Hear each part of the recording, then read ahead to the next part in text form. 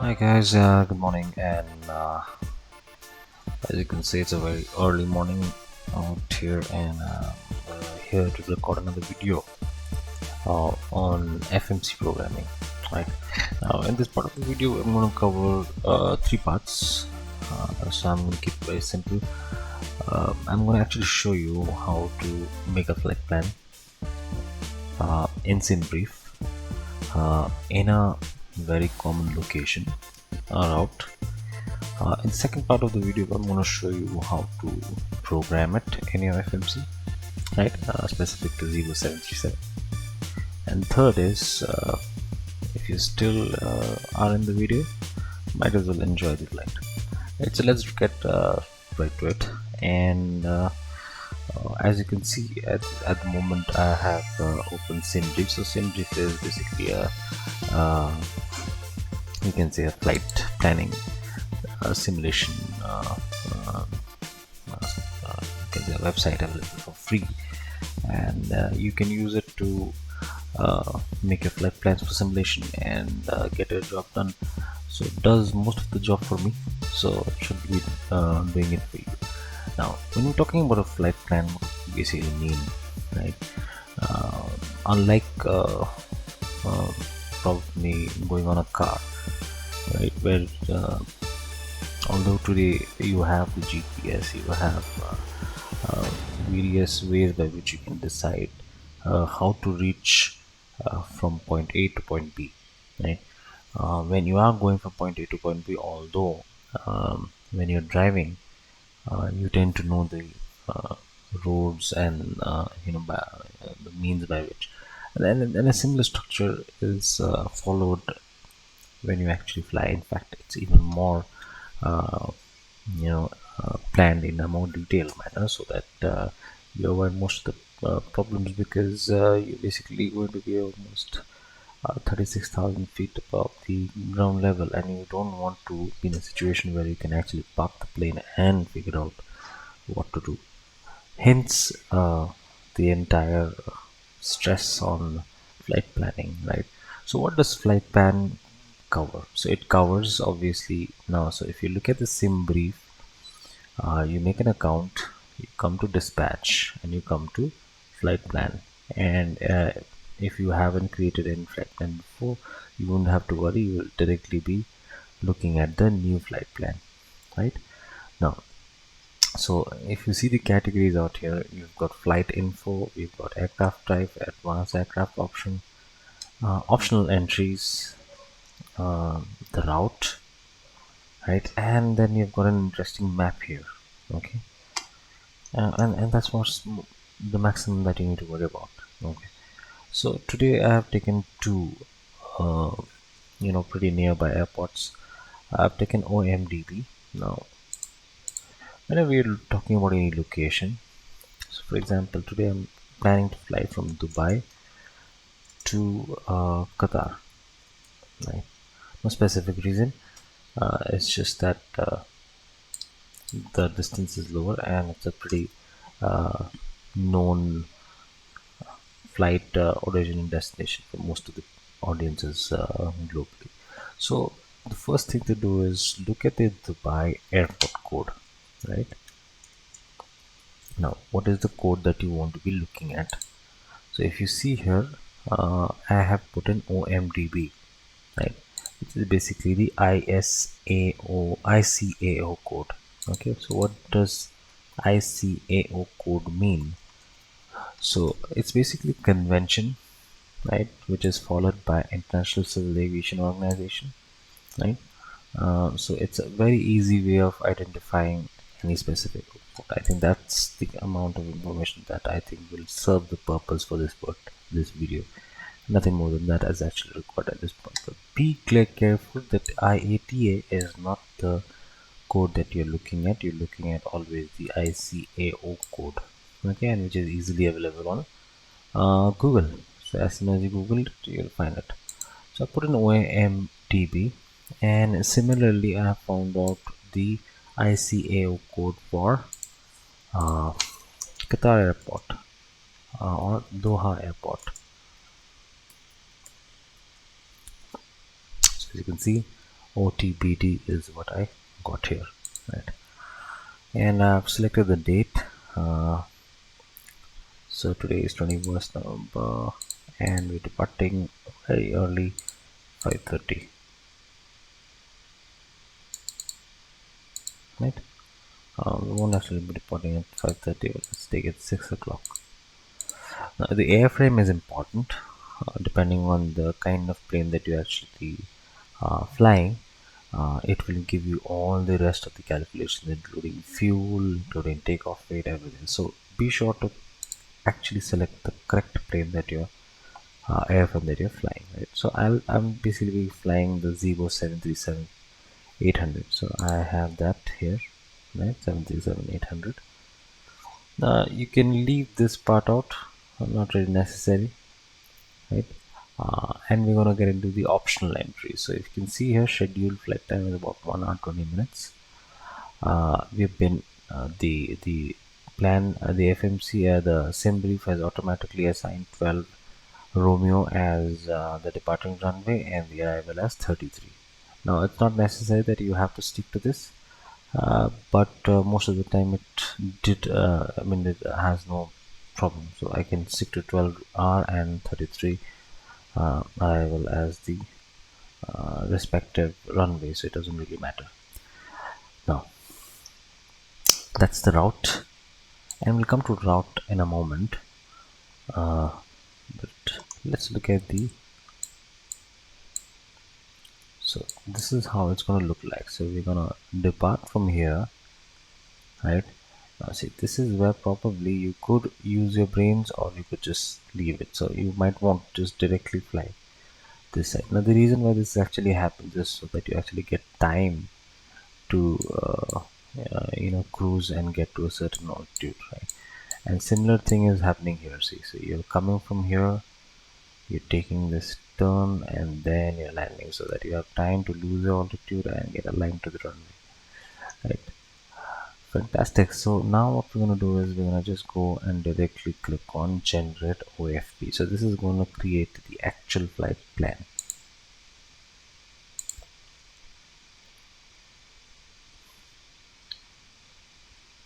right? It's a very quick process, so shouldn't be a problem. And there's my flight plan, right? Now what I could do is I could just get a PDF version of it and just let me just go and save it in my AVI tab. So wherever your explain folder is there, you just could go to resources, plugins, I have a tab, and I'm just gonna put it right inside charts, okay, so that we don't have to switch screens again and again, right? So I put in that PDF inside my what do you call that, resources, in my AVI charts section, so that now 3 of the charts. Now the other challenge that you're gonna face is obviously going to be finding charts. Okay, so I've got Navigraph charts. It's not necessary to really follow Navigraph charts, but if you have access for it, if some of your friends are able to provide you the charts, so for example, I have an entire bank of charts. It's just, if I may just be able to show you that, let me just see if I can show you that. Just give me a second.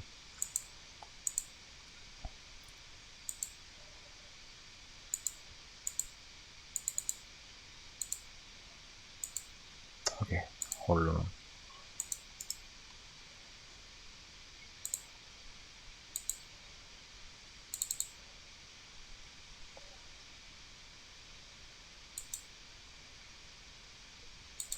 Yeah, so I've got a whole bank of charts which I was fortunate enough to get it through some sources, and it's got all the airports, right?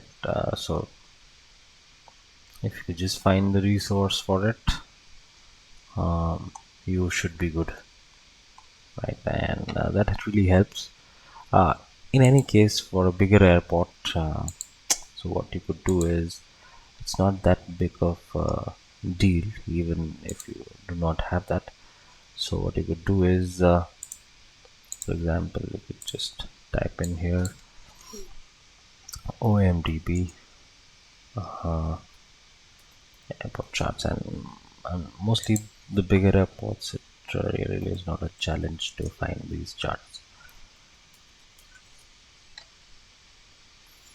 Right, so if you can see here, it was so easy to get it. Let's say the Jepson charts, obviously these might not be as clear and crisp as mine, but it has all the information which is required, so you can refer to these charts, right? Similarly, you should be able to find it for Dubai, Doha airport as well. So that's the maximum, that's all that was required from outside explain, right? So we have got our flight plan and we've got our charts, and now what we will do is we'll get into the game, right? Let's I will not call it game, tends to hurt some people when I say it's game. Okay,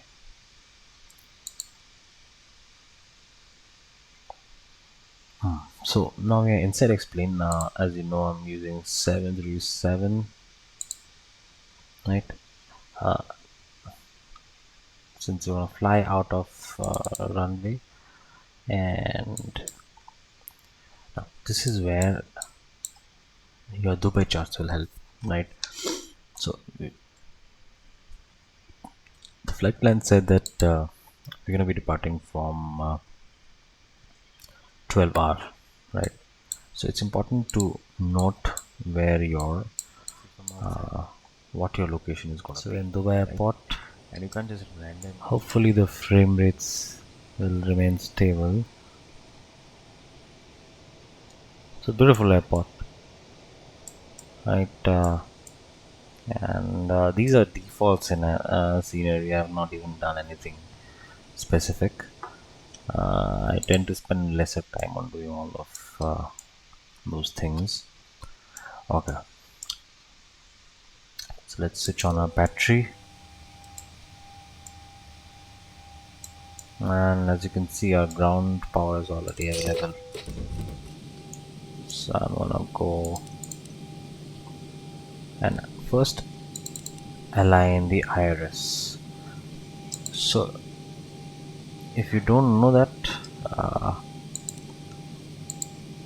when you first your plane is parked, right, the plane does not have any idea where it is, so it's basically like aligning the iris. What we just did is like turning on your GPS on your phone, right, so that you capture the location. In case of a GPS in your phone, it's much faster, but in case of a plane it takes about 6 minutes, but we have reduced that speed to about 1 minute, right? And I've seen one bug which tends to happen on explain is that if I've landed in some other airport before opening explain before this, it when I'm aligning the iris initially, it will give me a fault. So let's see if that happens today. So again, so as you can see, as soon as the iris so what happened is, after doing that,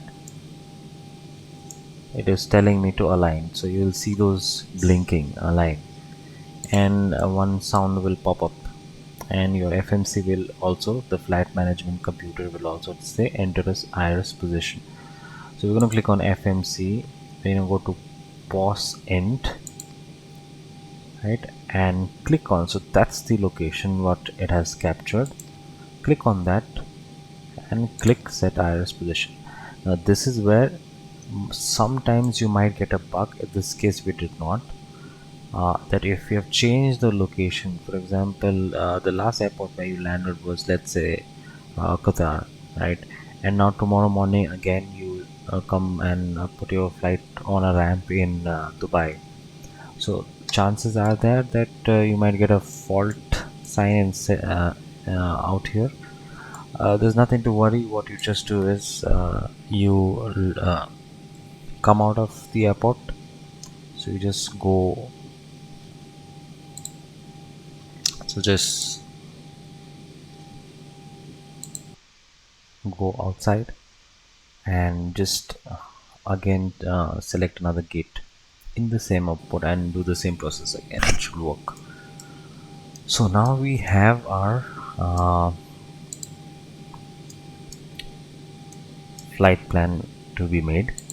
So what we're going to do is now we're going to open the charts, right? Now as a part of the entire flight planning process, the first part to do is obviously to open up the flight plan and have a look at it, right? So let's just look at it. So we have our flight plan here, right? The first thing to worry about is the fuel, right? As soon as you start the plane, you need a block fuel of about 6193. So don't worry about what exactly is that. It includes the entire trip and wherever the fuel is getting recorded. So the main thing is, once you've got the IRS aligned, the idea is to put in the fuel in your payload section, which is going to be, so I just forgot to see the number, what exactly it was. It was 6193. So we're gonna put that number out here and payload in fuel 6193, right? So that's the fuel, right? Now the next question is obviously to take what is going to be my takeoff weight. So if you can see here, even that data is available in your flight plan, right? And that's the reason why it's important to put in the correct airframe, right? And that way you get the correct information,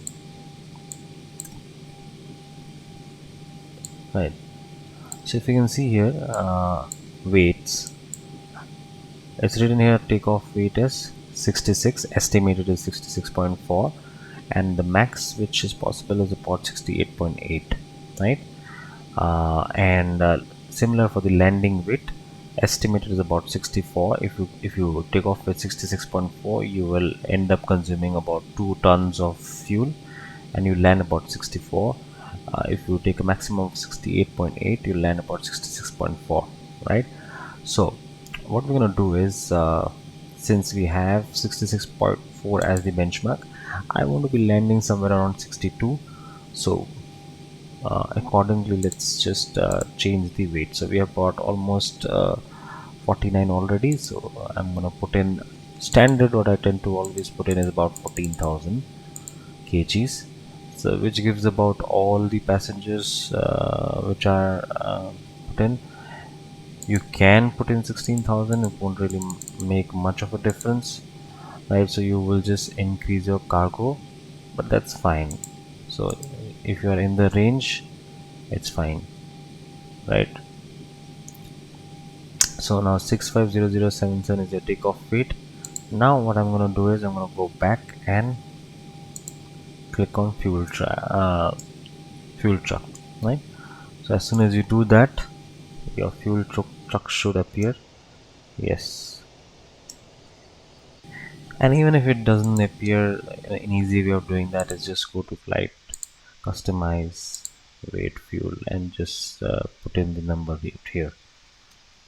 So that's just a visual aspect of it, but it really doesn't matter. Okay, now so our fuel truck is on, so we're gonna start the flight leg.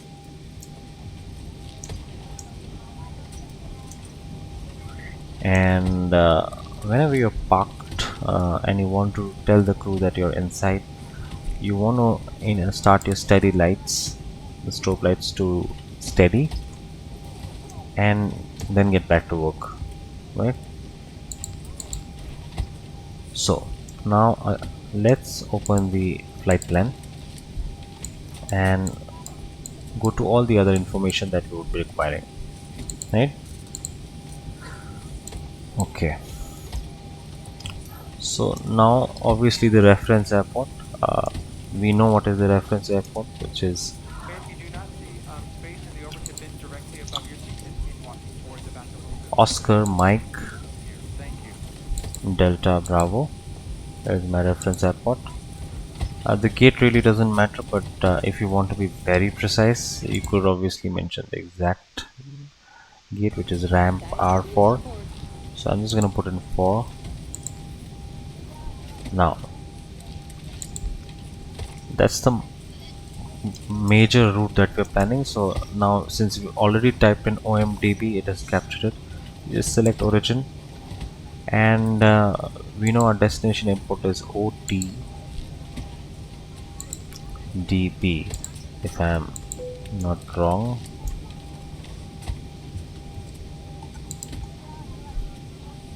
So, OTBD, sorry, right? So OTBD. Flight number is optional. You can just put in my call sign. So any call sign, you could create your own unique call sign. Uh, so SP737 and 12R is where we are departing, right? Now click on perf INIT. Now as you can see, I don't know whether the fueling is complete. Yeah, it looks complete because the fuel is no more increasing.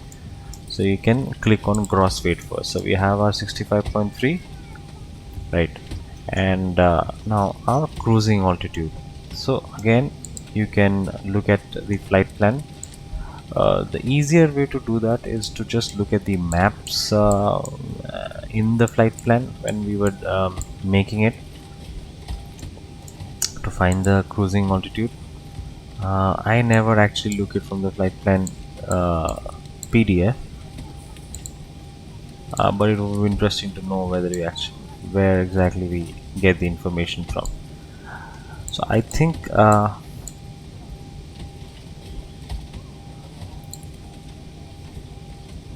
28,200 should be my uh, flight level. So let me just cross check. I'm saying the correct thing. So give me a second.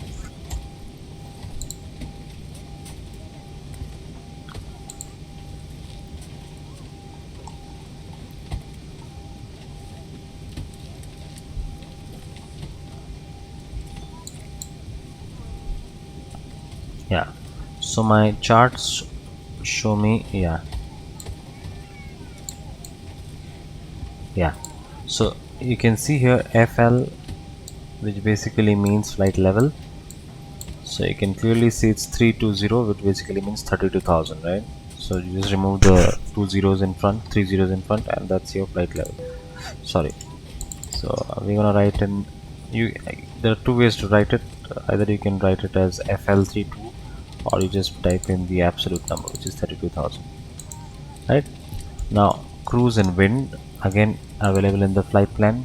So we can go to the section where that information will be available.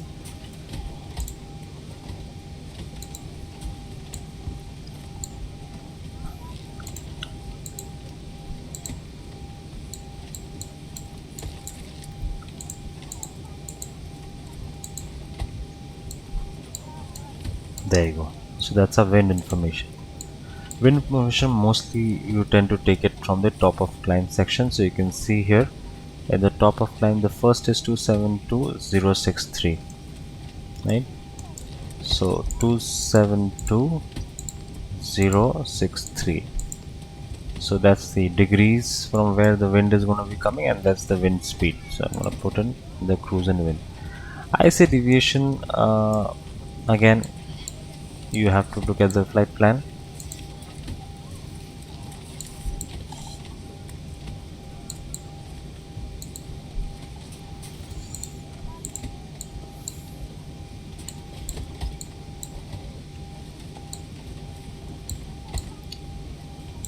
Again you want to be going at the top of climb, right, which is basically the place where you're reaching the highest point. So that's the wind com, and this is the deviation, so the middle one, right? So we're gonna write it, let's see, P12. So we're gonna write it as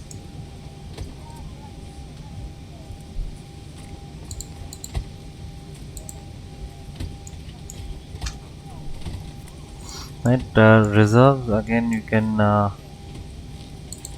get it from the flight plan. Go to the first sheet.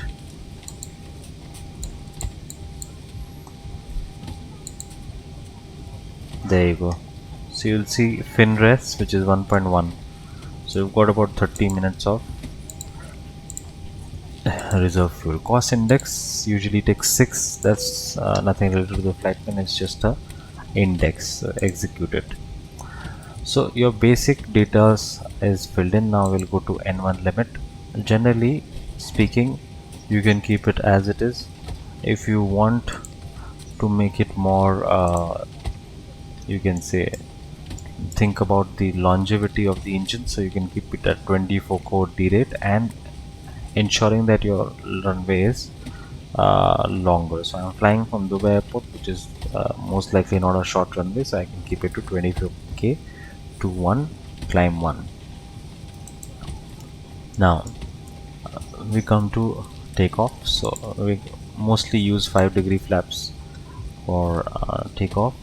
Click on the center of gravity, important, right? What it will give you the settings for this trim out here. So as you can see here, it's showing me 4.75, and similar thing is showing me here, so it's almost 4.75 here, so I don't have to do anything there. Select V1, V2 and V3. That's what the call out will that's where the call out will happen from the FMC when you actually hit this, you can say, speed, right? So most of the settings are done. Now we can directly go on to the route, right? So as soon as we select departure, it shows me 12 hours is already selected, so select it again. Now this is where I've seen most of the people struggling, okay, but it's very easy.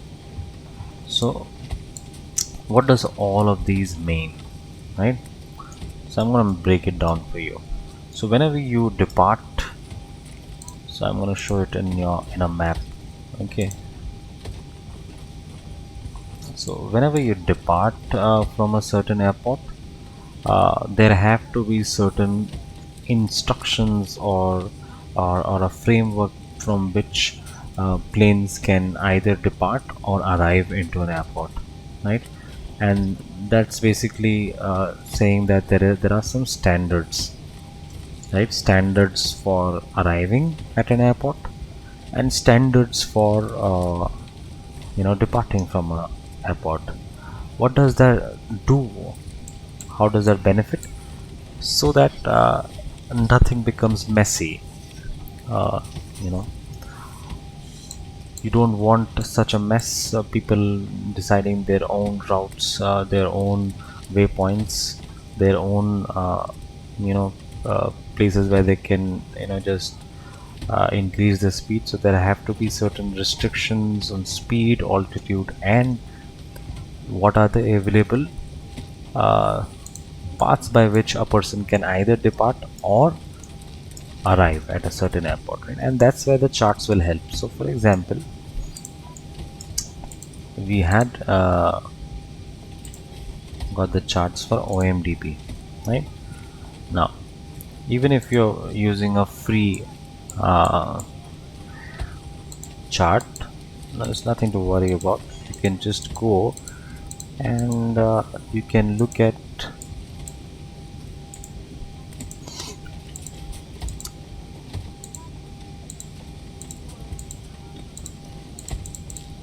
so I'm trying to find the star and set charts. So, yeah, so if you can see here, this is the set for 30L and I'm finding it for 12.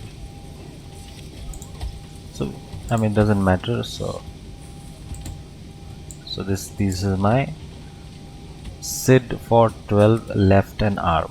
So what is SID? So SID is standard instrument departure, right? So again, a standard by which you can exit the airspace of Dubai, right? So particular waypoints. So if you can see here, someone wants to go, uh, you know, this side. So this is the standard routes by which you can go, and these are the standard SIDs available. So if you can see here, you've got Ricket 3G, you have got Davmo 1G, right? Now the easy thing to do is you don't even have to actually refer to this chart, okay? But just click on the flight plan, and you've actually been directly been given that out here. So you can see here I have been given Merot 2G as my SID, and I can clearly see here I've got Merot 1G, right? But obviously it tells me Merot 2G.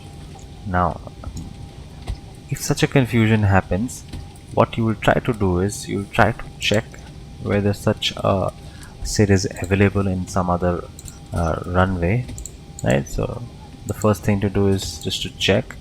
There can be two plausible reasons for not finding it. Either the FMC is not updated, which is quite a possibility, right? Or even the Mirot 1G might be able to uh, do your SID. So it won't really matter whether it's Mirot 2G or 1G. So you just select Mirot 1G for the moment, right? And let's see what happens if I take Mirot 1G instead of Mirot 2G, right? So let's say we go to we go to the charts of OM DP and go to the same page where my SIDs were written.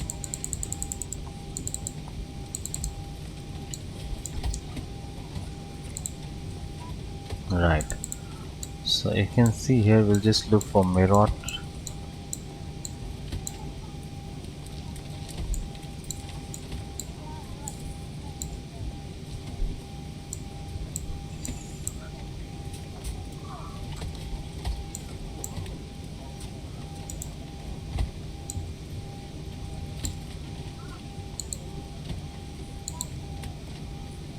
Okay, let's see if it is actually even available.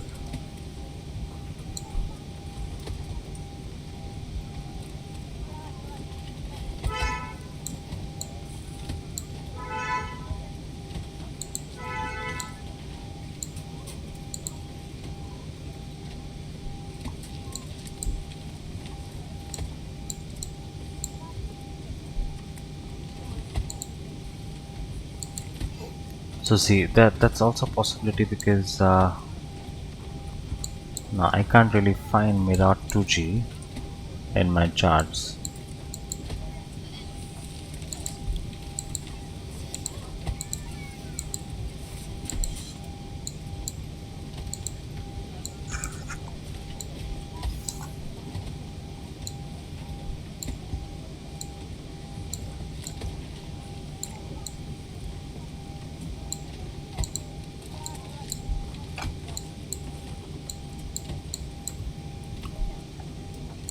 That's pretty strange. So there are two reasons because of which we are not able to find it. So anyways, so it really doesn't matter as I said, right? Because what you could do is you could just stick to the charts, because the charts definitely are updated. So stick to the flight plan because the flight plan is definitely updated, right? So for the moment I'm going to take Mirot 1G, right? And then you can see N566, right? That's going to be our airway. So we're going to go to the route, right? As you can see, we are ending up at Mirot, and then post that we are expected to and get into N566. So let's put in N566. Now there are some times when it will not accept whatever you put in here. Again, the reasons might be either the charts are not updated or your FMC is not updated. Right, so N566 is the airway that we're gonna follow, and the next waypoint is Roron. So RORON.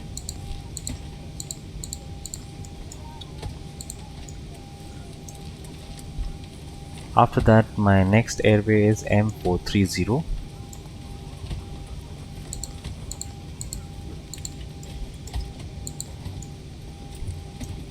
and Bovip. Now, so put in some of the waypoints, and now you can see Q215 is the next airway.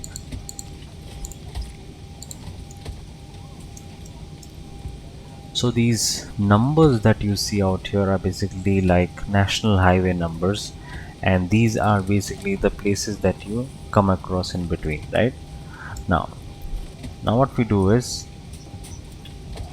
we go to departure arrival and select the arrival airport and select our runway first. So it's going to be ILS 33, and now you can see here FNAN, right? FNAN 1N.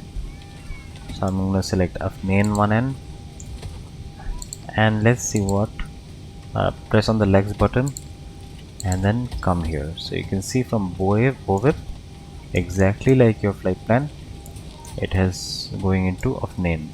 So I'm gonna connect this to and activate, right? So now the flight plan will give you its feedback. Whatever steep descent after Dasik is what it says. Now let's go and check it. So that's what our departure is looks like here. So just press on the step button to check how it actually working. So you want to exit from here, right? Fly across. So it's exactly how your sim brief chart was also. Hence I was saying, do not spend too much time trying to find it out in the chart. If it's available, it's available. If it's not available, you can just follow this. And if you don't have let's say even if you do not have 2G exactly, just select 1G for now, because there are good chances that your flight management computer is not updated, because of which it is not showing the correct SID, right? Now I forgot to tell you something, which is when we selected ILS 33, what we selected FNAN 1N is actually called as the star, which is similar to a SID, but it is for from an arriving point of view, right? So again, standard arrival structures is what we're talking about in terms of stars, right? And standard departing procedures is what we're talking about in case of SIDs. So not much of a big deal. It's just simple, uh, you know, um, organizing things in a certain way. Now, so that's about programming your FMC, right? And now if you're still gonna watch this video, then I'm gonna be continuing this flight planning post the FMC, which is going to be all the other things which are supposed to be done, and we're gonna depart, right? So my flight plan is done. Let's come to the maps. My departing runway heading is 119, so I'm gonna go and put in that number.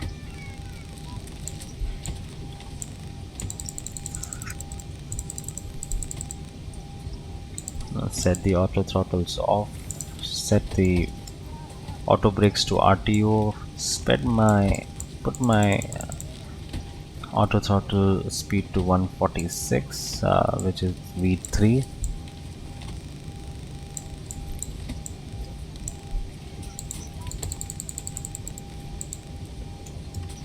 My cruising altitude is going to be 32,000, so I'm just going to put directly 32,000.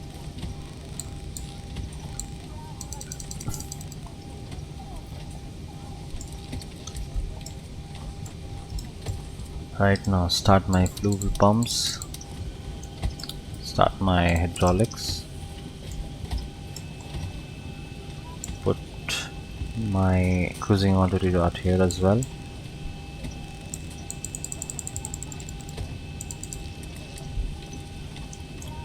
Seat belts to auto. Arm. Yaw damper to on. Start the APU.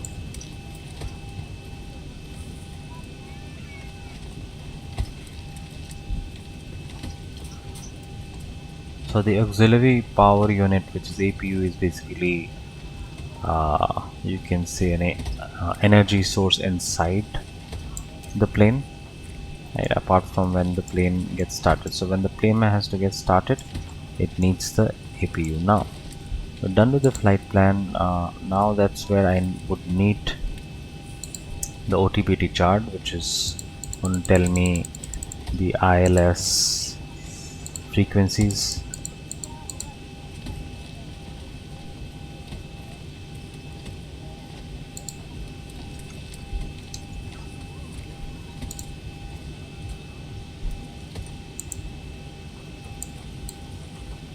So 109.5, put in that already, and I'm gonna put in my altimeter settings for OMDB, which is 2997.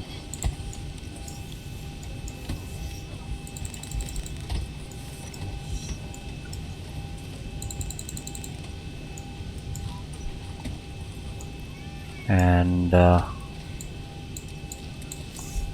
my minimums 420.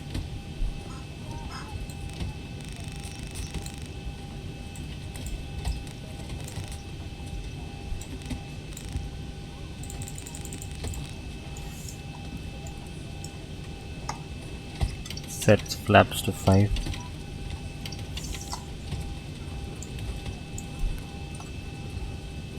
Change to out bus. Now let's look at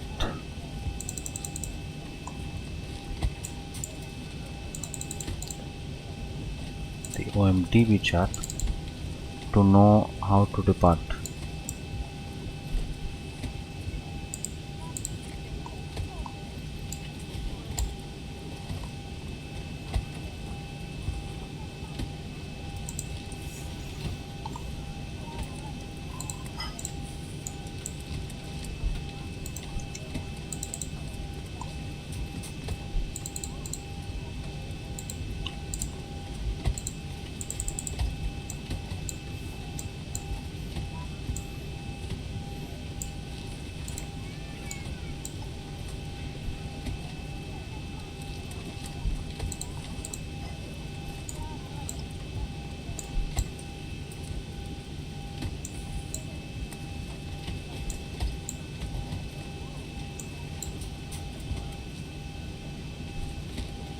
So we're somewhere around here.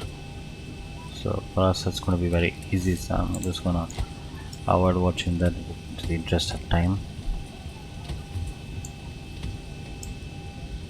And let's start calling our pushback.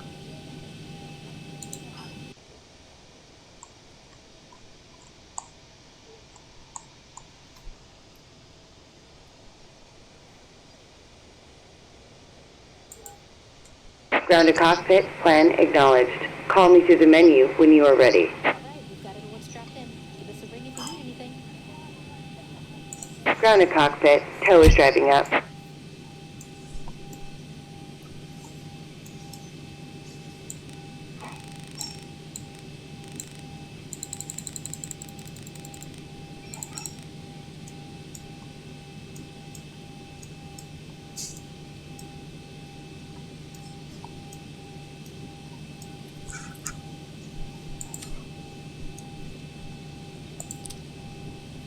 So AP bleeds are off, on, I mean to say on.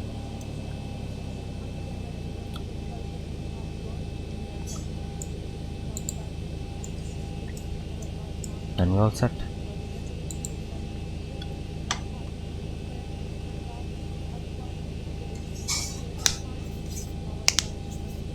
Okay, all doors and hatches are closed. Ready to connect.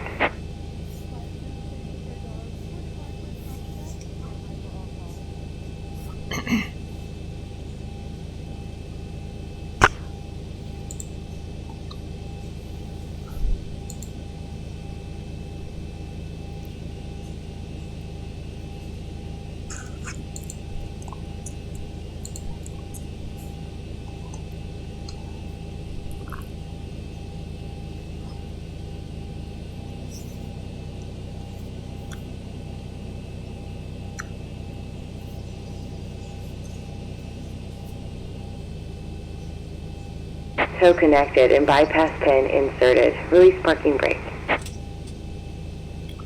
Starting pushback, and you may start engines. So starting engine 2.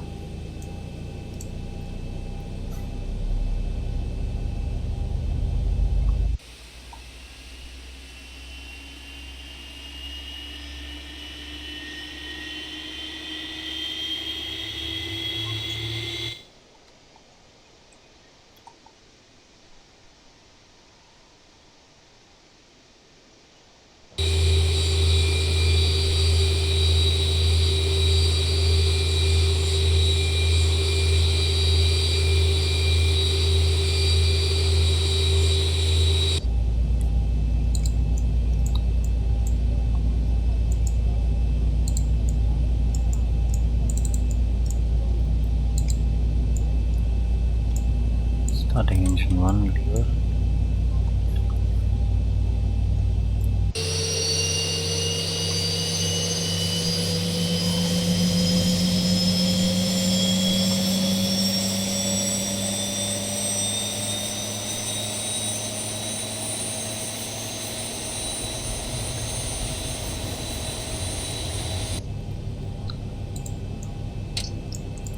Starting engine 1.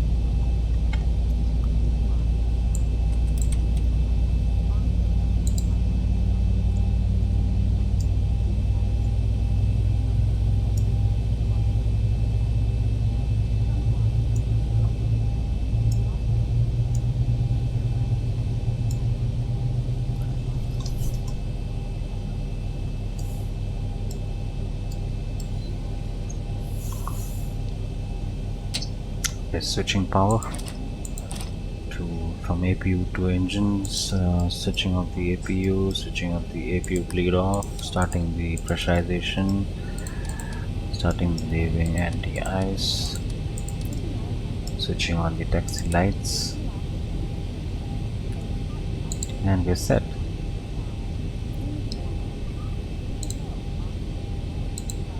So we're somewhere around Operation here. complete. Go ahead and set the parking brake. Disconnecting tow. Stand by. So we'll take a U-turn from here, come all the way till here, and then take a left, right?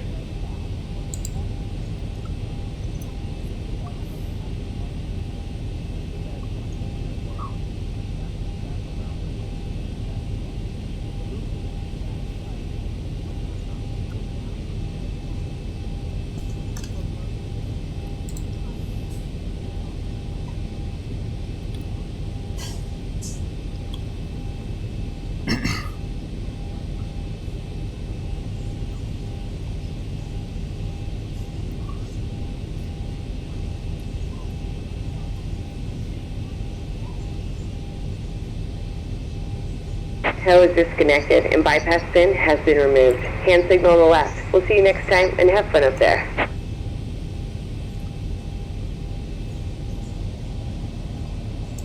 So we'll wait for the hand sign signal, and after that we're good to go.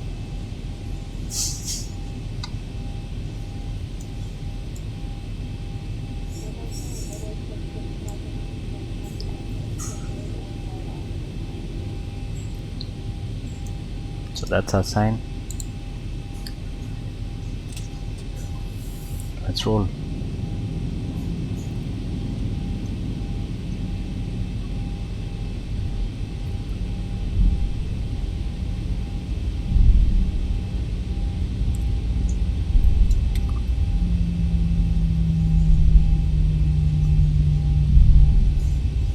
So we'll take a right from here.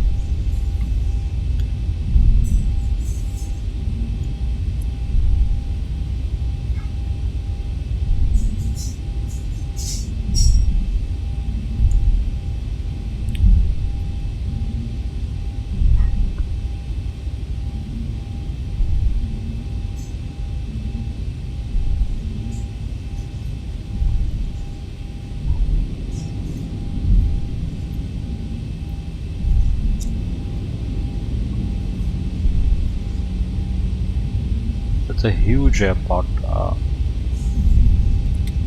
You can see here.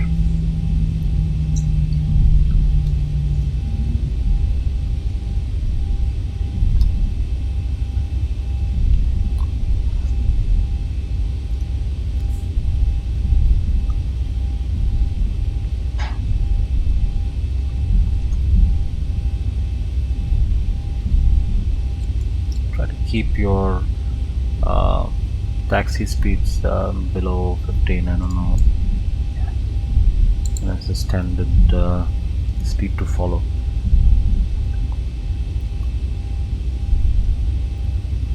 So I take the next left, and that will take us to 12R. I'm gonna hide the map.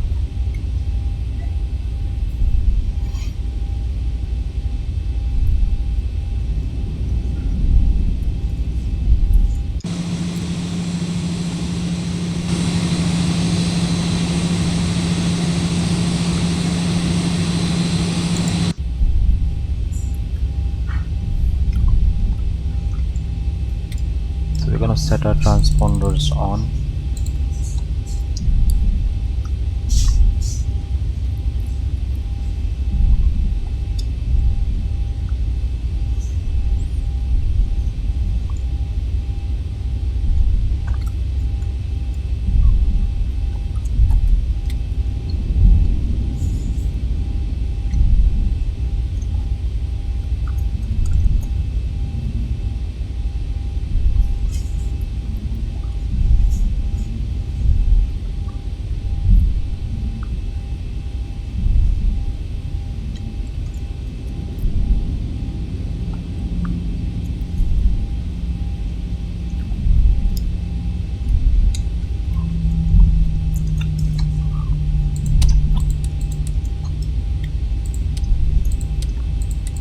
Flight attendants prepare for takeoff weight.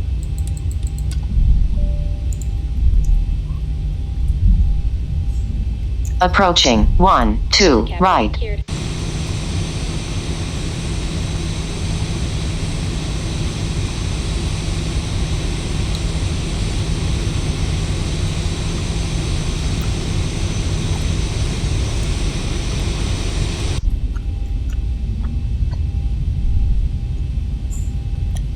So that's our runway. On runway 1, 2, right. So I'm gonna slowly increase my thrust till about 50% and then press over. Slight pressure.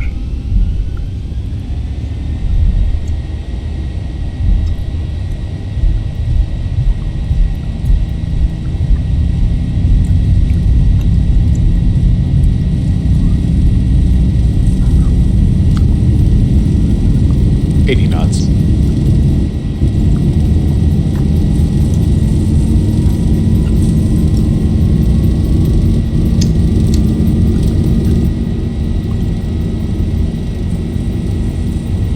V1, rotate.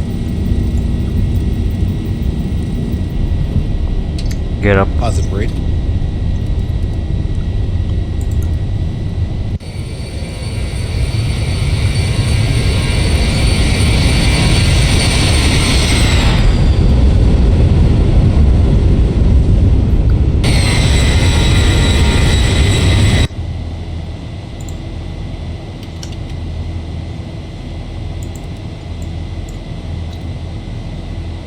1000.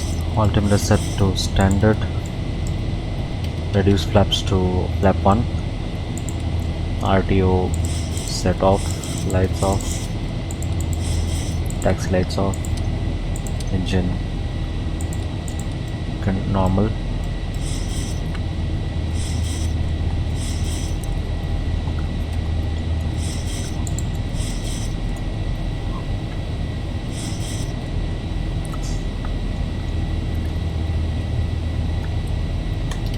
Full flaps retracted.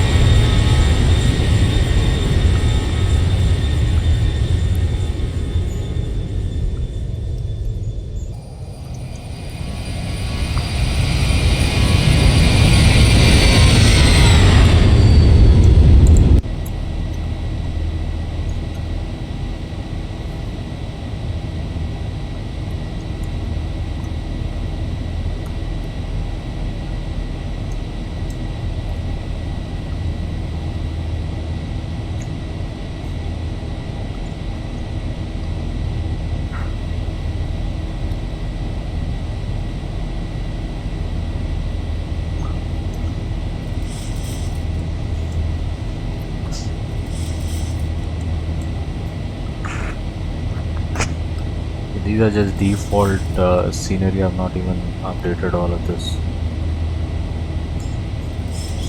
So nice. So we are passing across 7,000 feet, going through our SID waypoints, DB460. So there's a runway restriction, altitude restriction of 4,000 feet. Post that we will increase. Now see, that's where the challenge is. Can you see the issue here? So from 12,000 is changed to 7,000, right? So we'll just change that to 12,000. 12,138.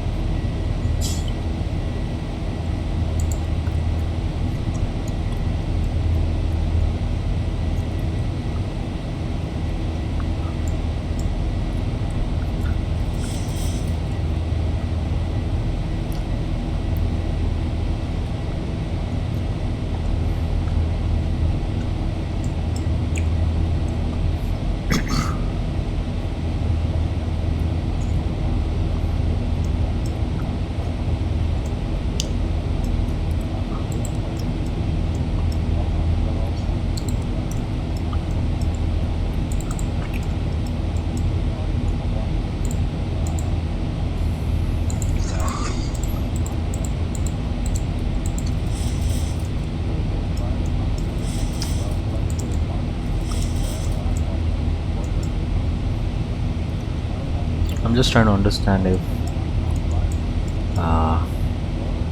possibly we could make our approach much more simpler.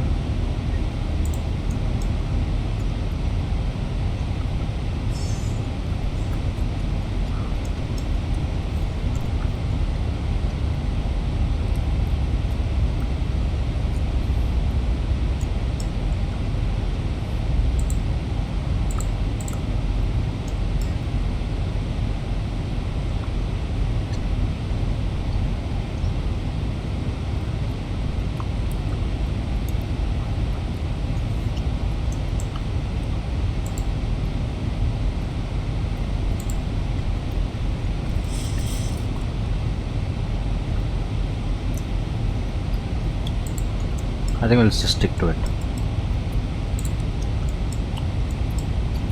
So above 10,000 feet, so I'm gonna switch off the seatbelt sign.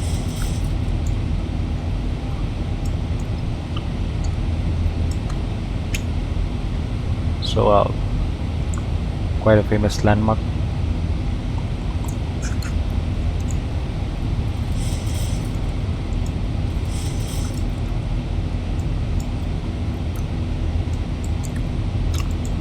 So let's see, when are we going to start the top of this one? About 350, about 121 miles. So about, you could say, almost 17 minutes is where we start our top of descent.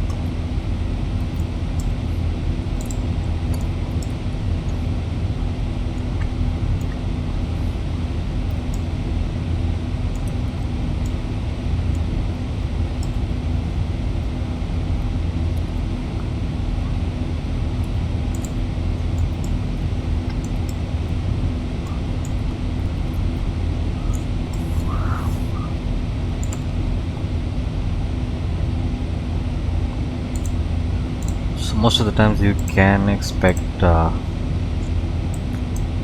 good amount of winds in these airports. It's gonna be an interesting landing.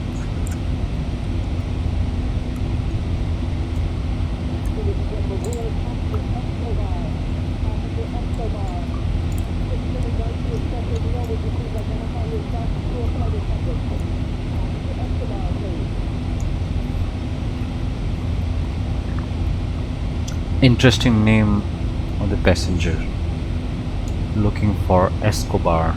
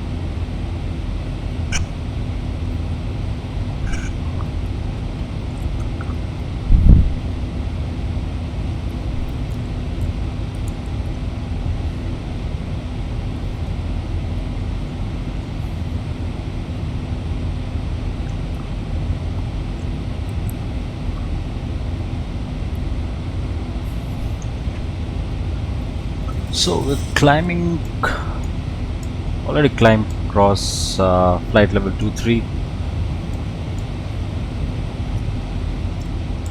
Nice scenic takeoff actually.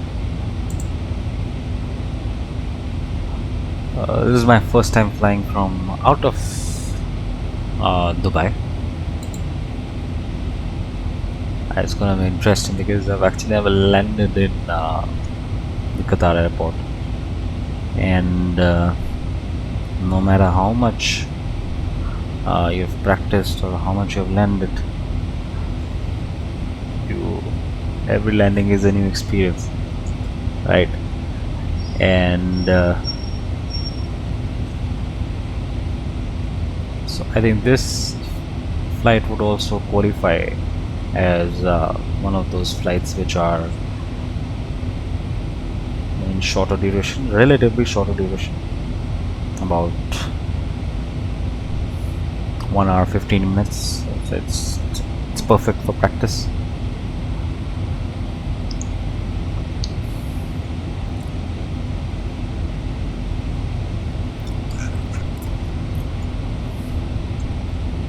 So meanwhile we cruise, let's get into the charts again.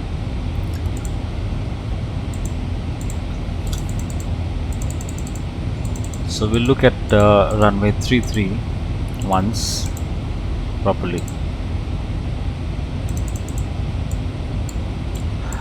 So ILS 33, so we've been assigned 33 as the arrival runway, and as you can see here, so a lot of information out here, but you need to know what to focus on first, right? So the first thing to notice out here is the minimums, right? So you can see localizer DME, cat 1 DME, cat 2 DME, and cat 3B DME, right? So localizer is when you're basically saying that you would be doing a bit of hand flying. Cat 1 DME is where you are saying that your visibility is decent and you would be disconnecting your autos after a certain height.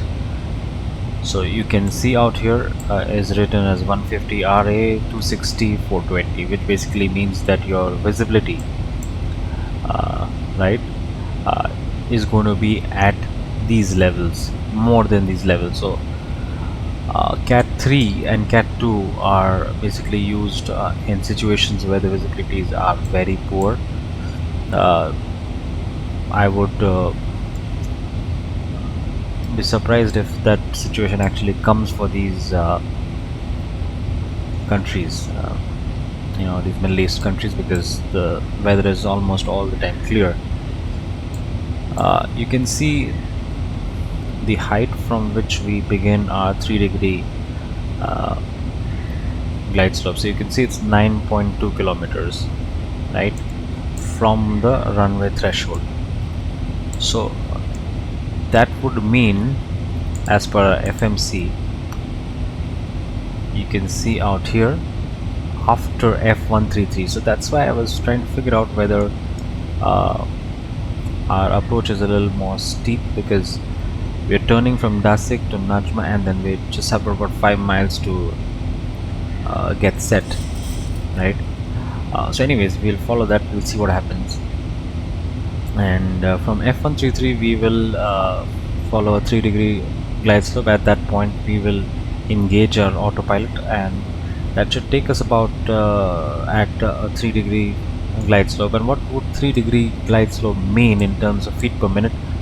So you can try to refer to this chart out here on the left, which says which has speed and the glide slope. 1,000 to go. So I'm expecting somewhere to be before between 140 and 160. So about 800 feet per minute is what 3 degrees would finally mean, right? Now, what are the other important things to see is also the course, which says 336. So we have hit our cruising altitude now. So I will set that to our landing altitude, which is about 3000. Never forget this, because otherwise the V9 will not engage, it will not go below that height. So I put it to 3000. Let's inform our passengers. Right. And the ILS frequency, which is 109.5. I don't know if they have actually shown us the yeah, so they have. There must be a smaller chart for this. So this is where we're going to be landing. Now, interesting thing to see out here is also the height of runway 33 at from where we land. So it's about 27, and if we go to the other end, we say it's 37. So there is about some bit of elevation, but not much, right? So that's nothing to worry about.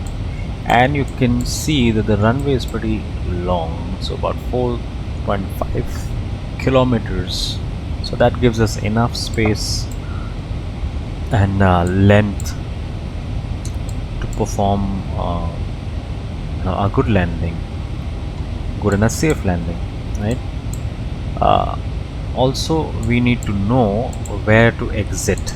So some of the airports do publish that, and we will see here whether that is given for this airport. So that's the taxi routes which are given. Let's see if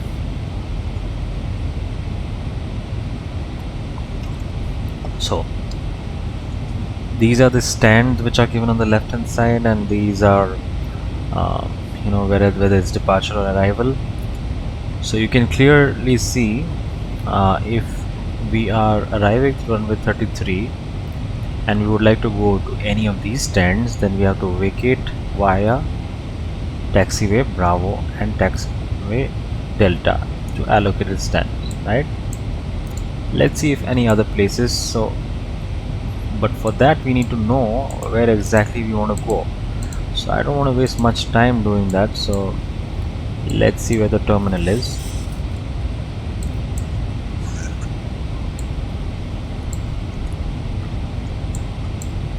So that's where the terminal is, and if you see, taxiway Charlie is out here, right? So if we go from taxiway Charlie to Delta, we will arrive at the terminal. Now there will be a bigger version of this, so you see Charlie, Delta, and A11 to A10, right? Now obviously we can't really predict whether those stands are going to be empty, but at this point we will assume that, right, and follow Charlie and Delta, right?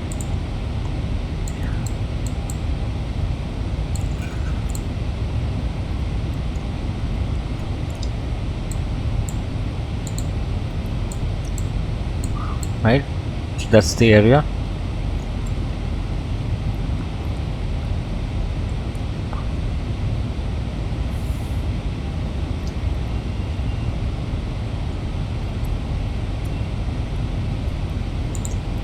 Yeah, so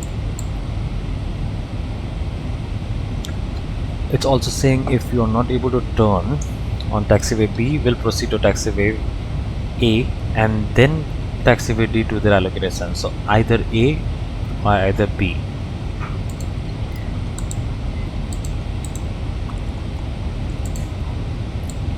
So A or B. That's B, A, right? So we got, in fact, C is also, but we would like to know what C is for.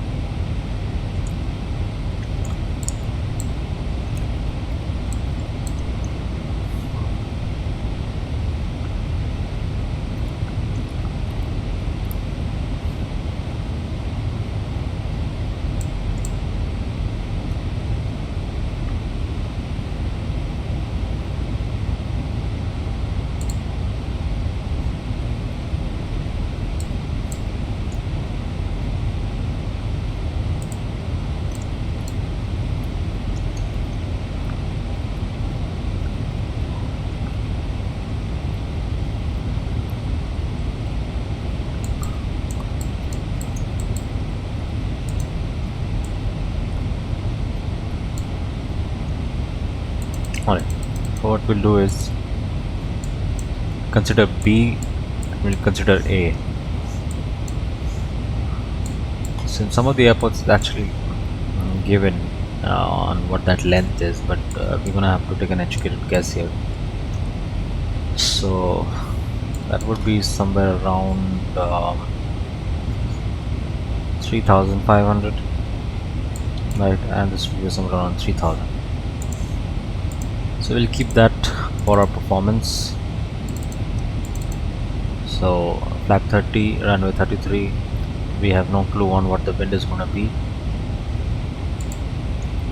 and at this point in time, let's see what our weight is. About 63.7. So 63,700. So if we use auto brakes 1, we still stop by 2802, which is far much better. So we're gonna take we're gonna be safe, and we're gonna use auto brakes 2. Alright, so landing distance is pretty much nicely available.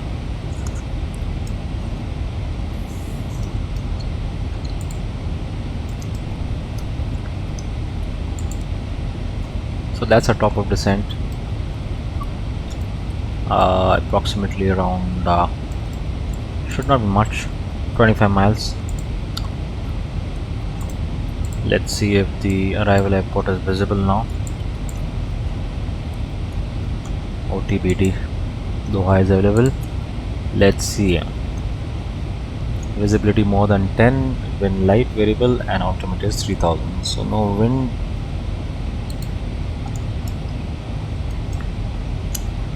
But we can be sure about that only when we actually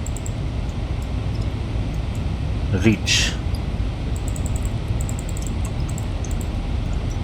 So I have set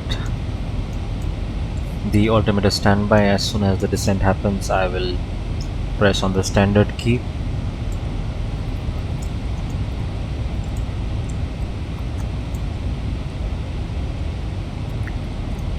We'll also use the VREF once we start descending.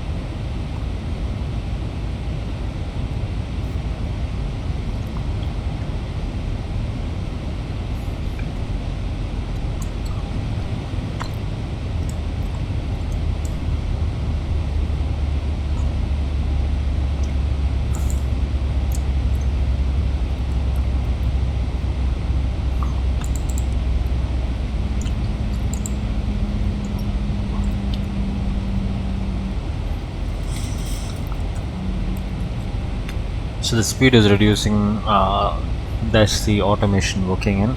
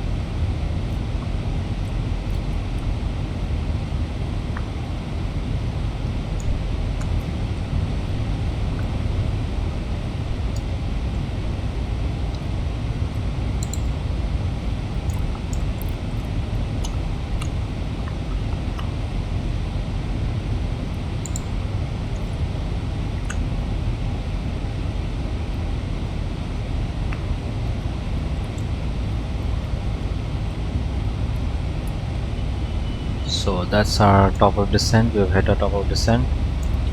I'm gonna set the altimeters to the landing altimeter. I'm gonna set auto brakes to 2.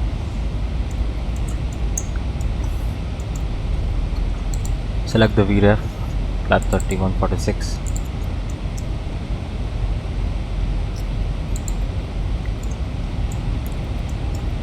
Check the ILS frequencies. Minimums 420.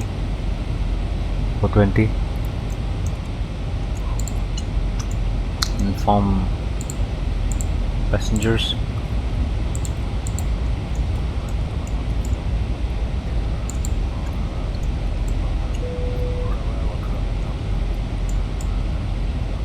So after this point things are gonna happen pretty fast. As you can see, 4:17 we are expected to land about 20 minutes.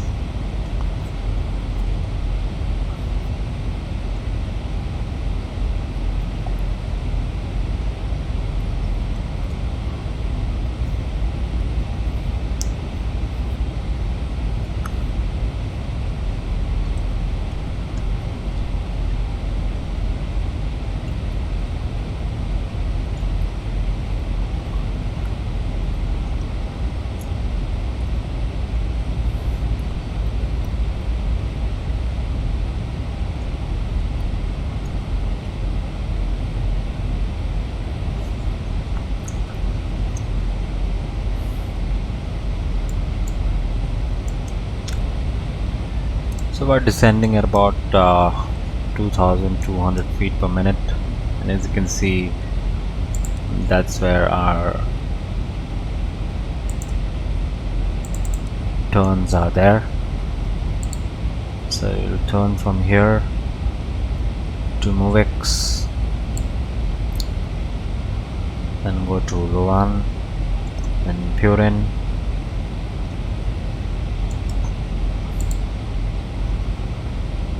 So this whole zigzag is basically for losing the altitude, right? Because you're descending from 32 flight level 320, right? So from 32,000 you're expected to be at about 3,000.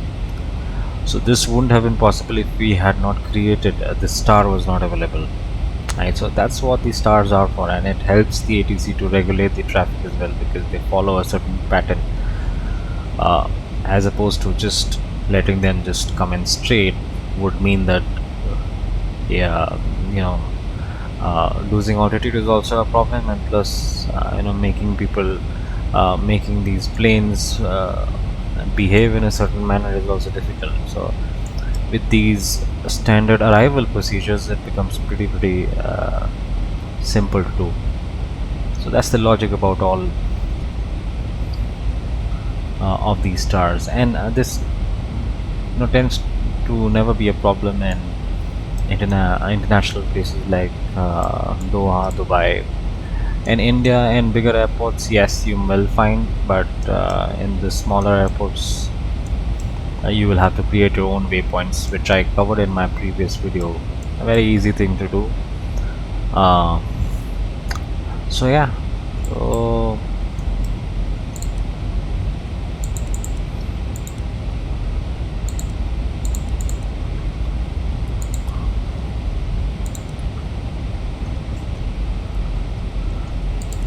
so what we're gonna do is now we know that the runway heading is 336, so we're gonna keep that as 336 the course, so that the ILS frequency is actually captured.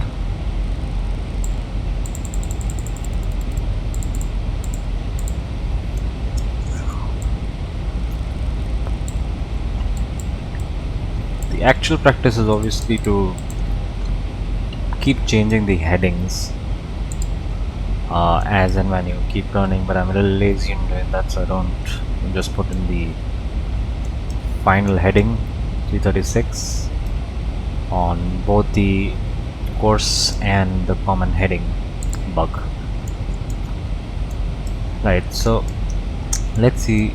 So we've got about what, 4.2 tons of fuel left. So we can see here at, I don't know if it's visible here.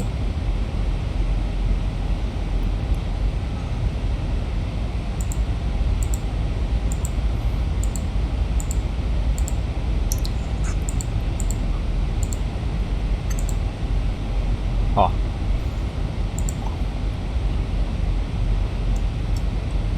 So I don't think so we'll be landing at, I mean we'll be losing a lot of fuel from this point on.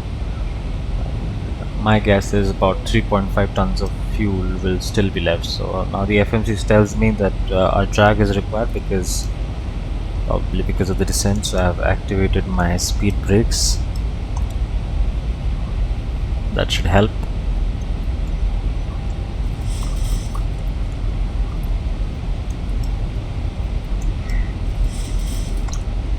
So we should be left with around 3.5 at least.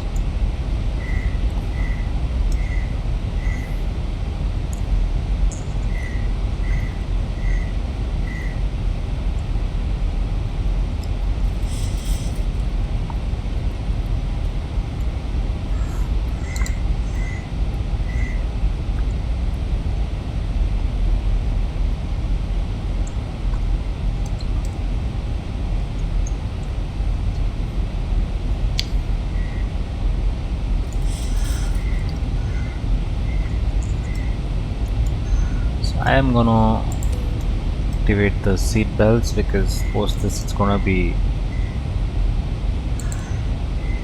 lots of turns, and it's better that people are seated and we can also prepare for landing.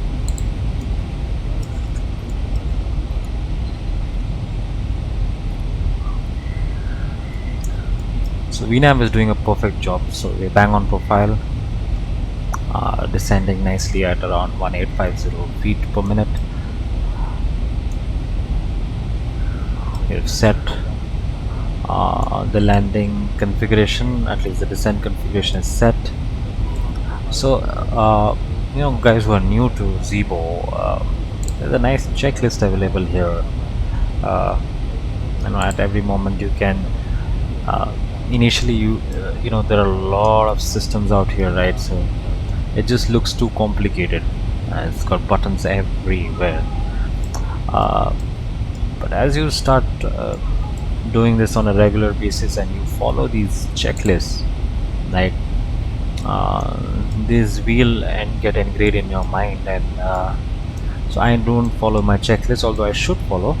For example, in this entire descent checklist, I have set the landing altitude, I have done the system annunciator check, I have set the VREF, I have set the minimums, I have set the navigation, I have set the auto brakes too. The reason why I remember this is because by just following this checklist, this has gotten into my mind. But for people who are just getting started off, you know, I know it's tons of information to absorb, although a lot of fun. So if you do simulation at the with the right approach of learning, rather than just treating it as a game, there's a lot to learn. And it's got a mix of science and skill combined. So it's not like wasting your time out here.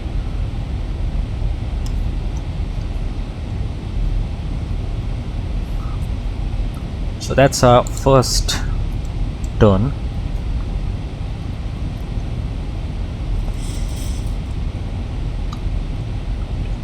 So once we are below 240, I will activate my first flap flap 1 speed.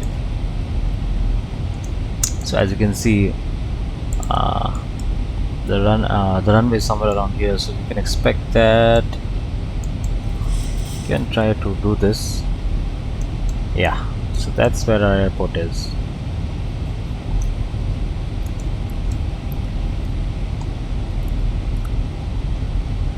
So what is going to happen now is we're going to be taking a left turn from here, as you can see here. Left turn, then take a U-turn, and then go to this airport. So it's going to be a zigzag following, but that's okay.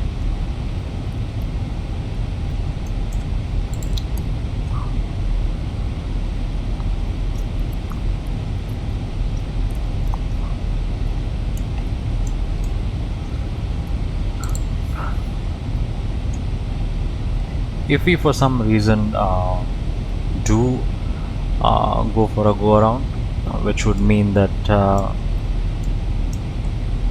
at the end, if I'm not satisfied with my approach, I might call for a go around.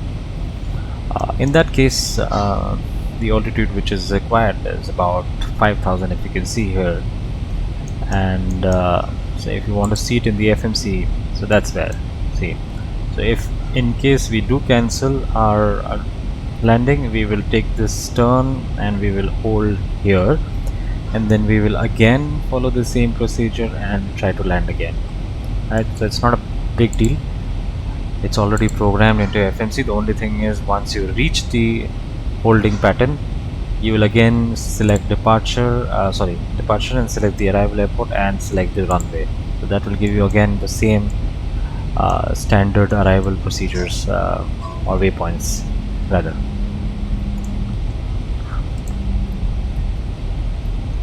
So I'm gonna retract my speed brakes at this point because on descending much, our landing checklist, descent checklist is done. We are in our final loop where we should be descending to somewhere around 3,000 feet. Post that we will activate the ILS approach.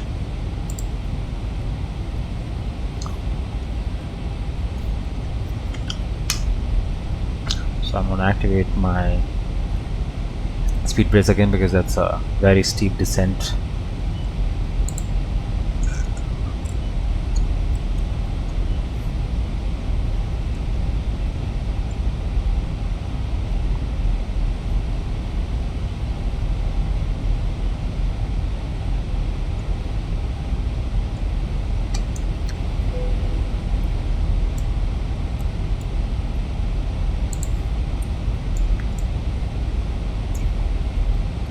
That's definitely increasing my speed, but should stabilize pretty quick.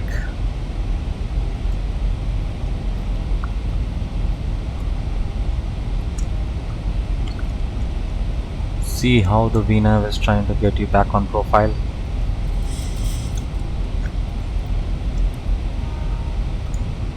It was wonderful to watch.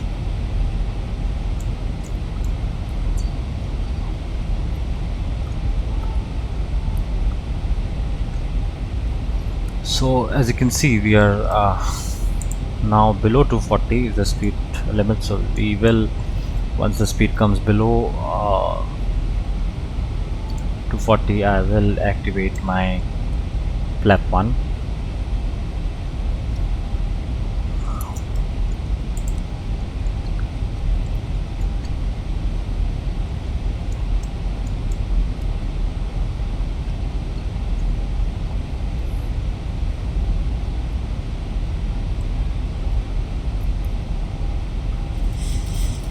So that's our turn again.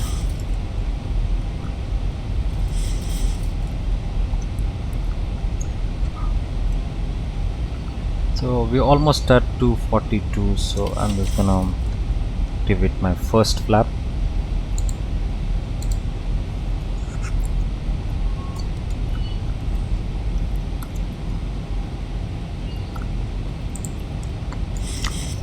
Good idea to actually see select the secondary PFD.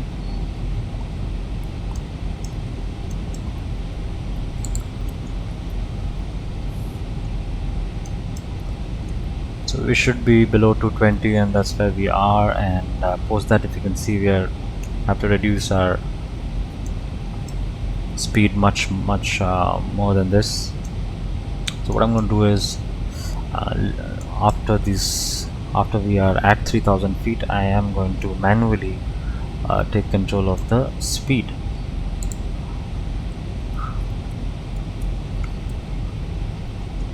So as I said, right, you're not really sure about the wind unless you're actually in your final leg, and I can see a bit of wind, but I am expecting that probably that should just stop. So the map doesn't show that, but in our PFD we can definitely see that.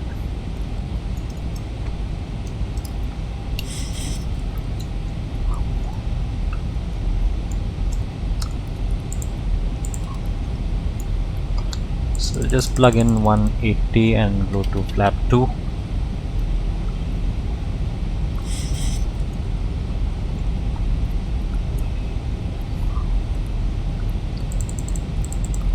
Thousand to go. Go to flap 5. We'll have to reduce our speed pretty fast because we are in a final leg now.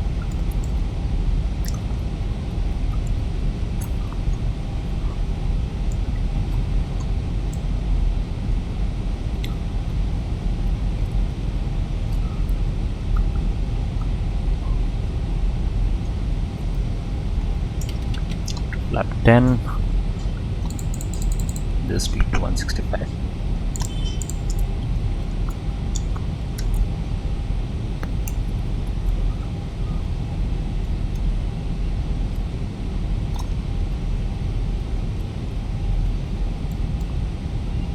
So I'm trying hard to reduce the speed, and I think now we are pretty much set, as we will be way ahead of the requirement. Done. So I'm gonna retract my speed brakes, and now we are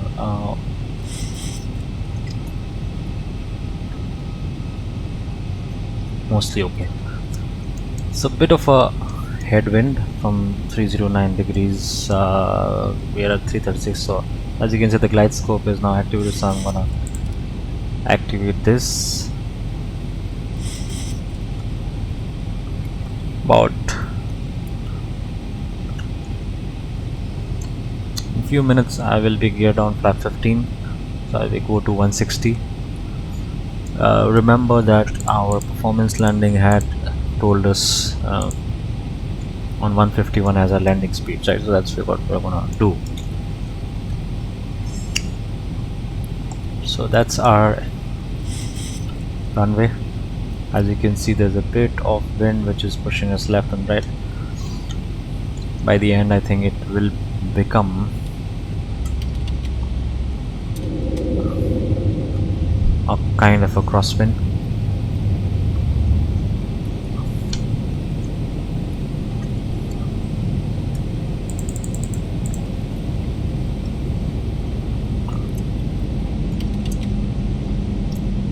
So we are on flap 25.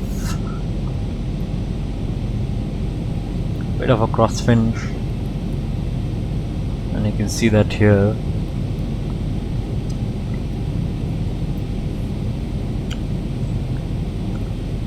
Go to flap 30 and select a final speed of 151, 2500. so that the plane stabilizes by then.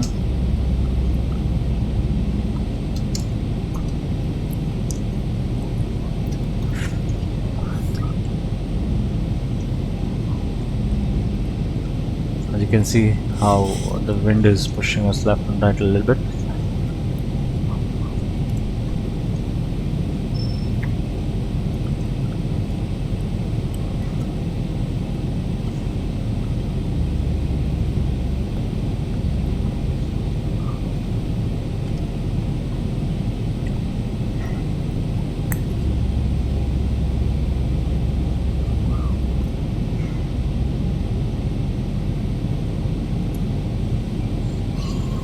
About 800 feet is 800 to 900 feet is where I'm going to be disconnecting the autos, and we'll take manual control.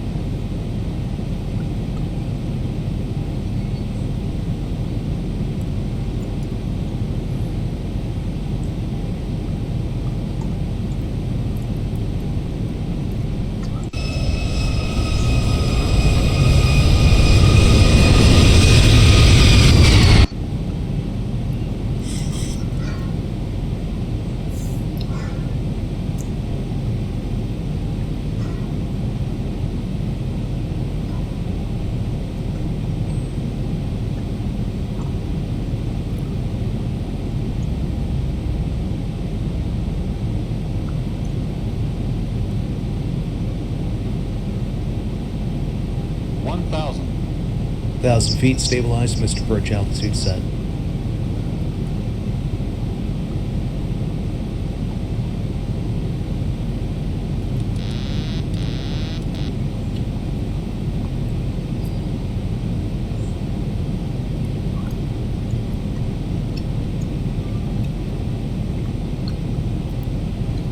Approaching 3-3.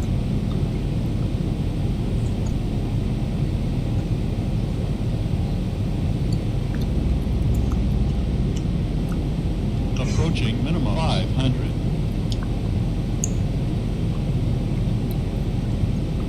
Minimums 400.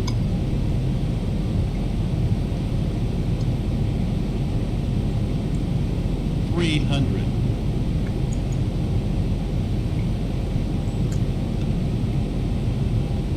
200.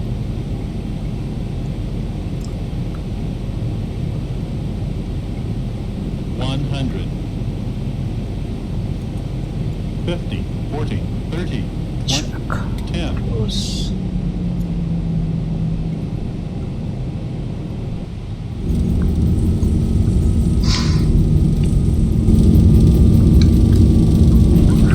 Reverses.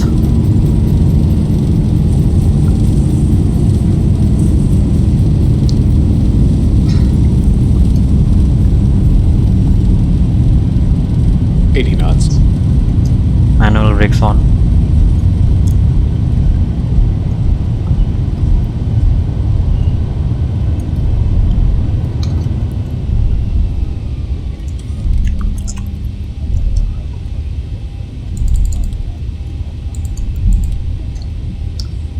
Interesting landing.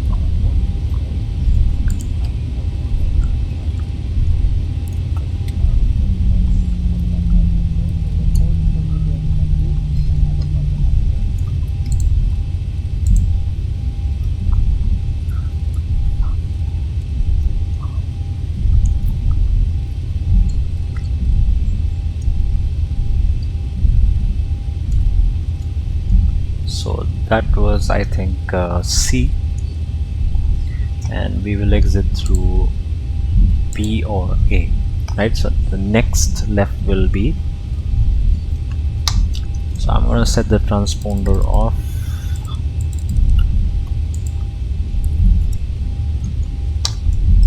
On my taxi lights.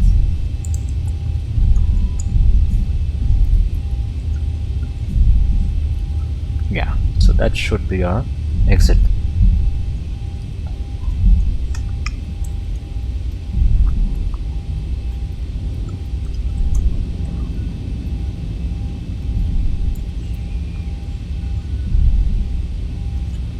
We'll retract our flaps.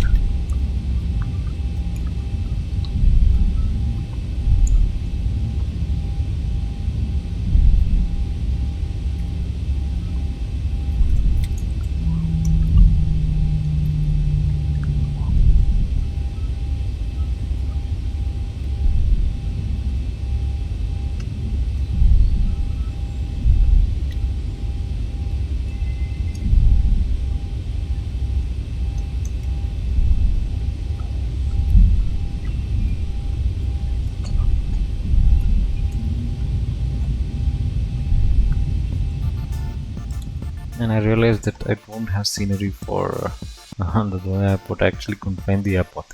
It's funny. Anyways, it doesn't matter. As you can see, two reds, two whites. We were on the perfect right slope, and we could just have an inside view also. So we were descending properly, about 850 feet, and I think it was slight because of the wind. I was a little off the runway, but so you see here I was not exactly straight. Okay, so descending.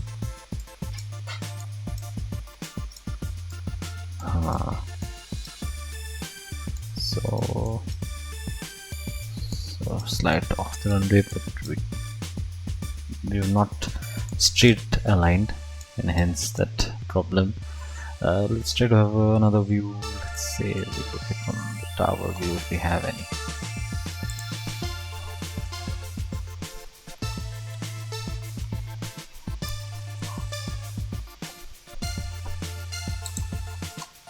Right.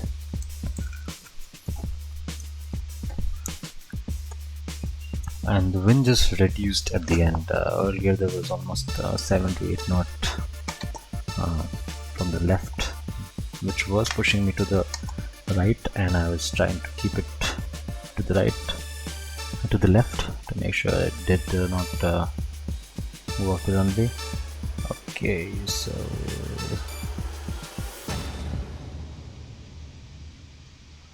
the good part is that we did make a safe landing in the touchdown zone, which is more important.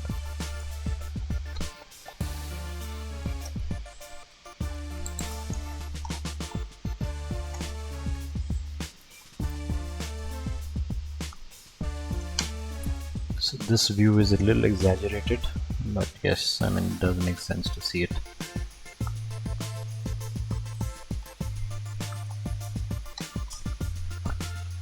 So there you go. Couldn't actually see that. I'll just do it again.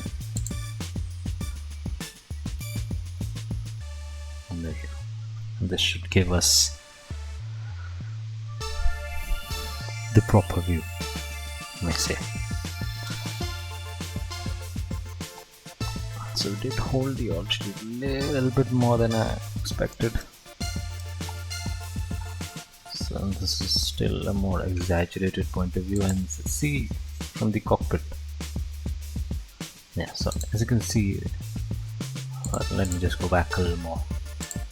So at this point I was the wind just stopped, and I was thinking that I would do a crabbed approach, but then I thought that probably won't be required, and that's when we holded the altitude. We didn't let the nose drop. I could have held the nose a little more, but I was afraid of not making it to the touchdown zone, right? And I think that's more important. So if you see again, let's see, where did we land? That's more important for me.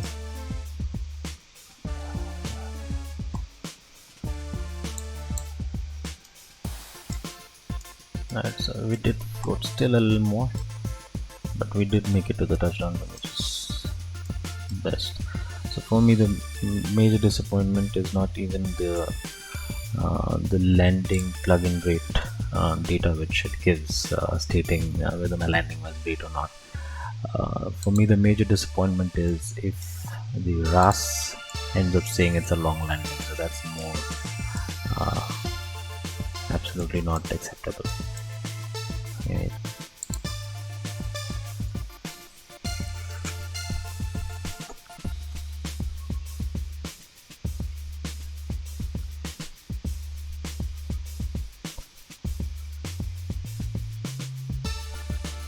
So it did make it to the central line, which is good.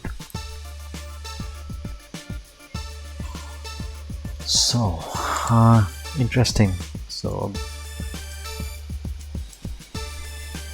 did enjoy landing here. I don't know if you have any other view I was able to show you. Let me see if I can.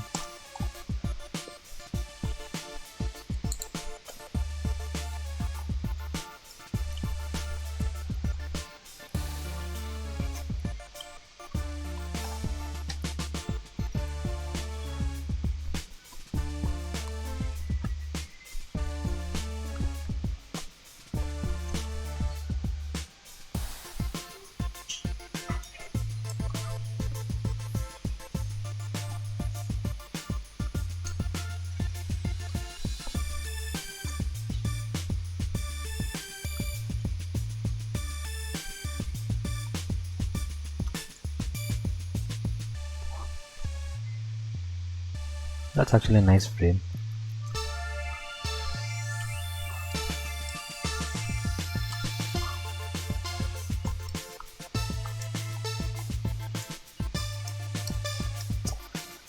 So guys, thank you for watching this video, and I hope you enjoyed the flight. It was more about the FMC programming, but nevertheless, if you did want to fly this, this was a full flight tutorial as well. So I hope I can come back with more such tutorials from a common man perspective, and let's catch up again. Thank you guys.